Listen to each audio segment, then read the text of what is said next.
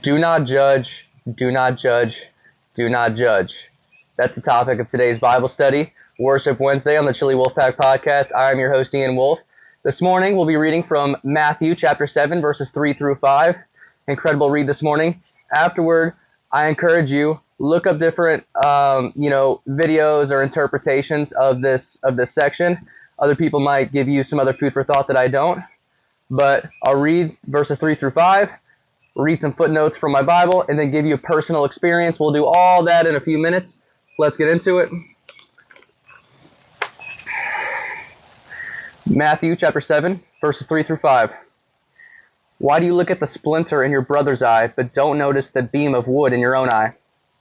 Or how can you say to your brother, let me take the splinter out of your eye, and look, there's a beam of wood in your own eye? Hypocrite, first take the beam of wood out of your eye, and then you will see clearly to take the splinter out of your brother's eye. So some footnotes from my Bible.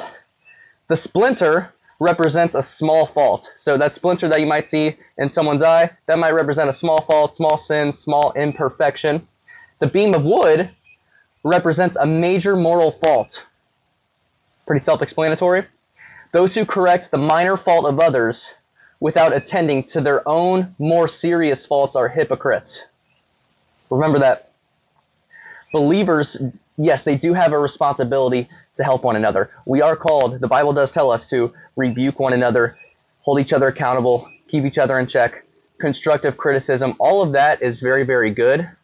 But what this is telling us is before we have the right to do that, we need to deal with our own serious faults, sins, issues, if you will, first.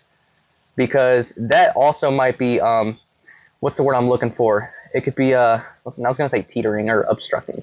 It could be,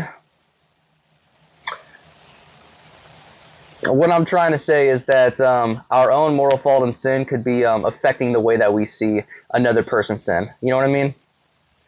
So, my own personal experience, there are some people that I am not very fond of. People that I might even despise. Like, I don't like them for various reasons.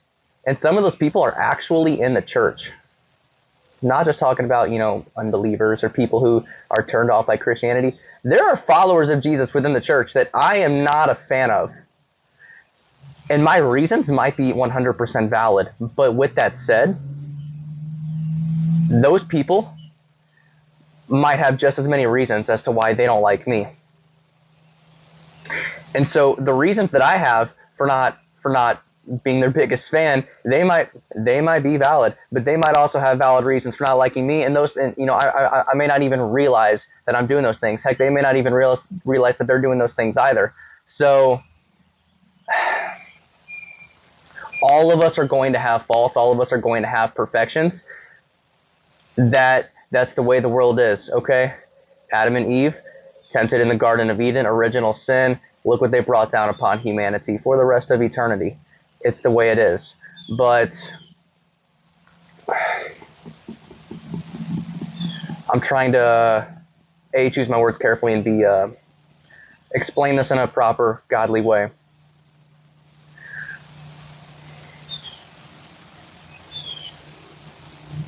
I think that covered most of it. I think that you're following me.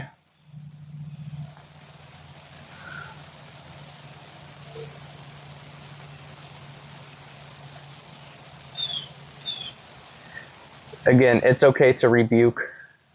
The Bible instructs us to do so, to rebuke, to hold accountable, constructive criticism, all that's great. But also make sure that you're not putting on a cloak of self-righteousness as if you're better. That was one thing I was going to say, and it took me a long time to remember too. Okay, don't fall into that trap of self-righteousness where, I don't sin the way that they sin. The Bible says that all sin, from the least to the greatest, everywhere in between, is equal. We all fall short of God's glory, His perfection, His majesty. So all sin is the same. Again, that could be a whole hour-long sermon. Got a few minutes. I encourage you, read it, Matthew chapter 7, verses 3 through 5. Look up some other interpretations too. Thank you guys for listening. Again, if you have any questions, holler, and God bless.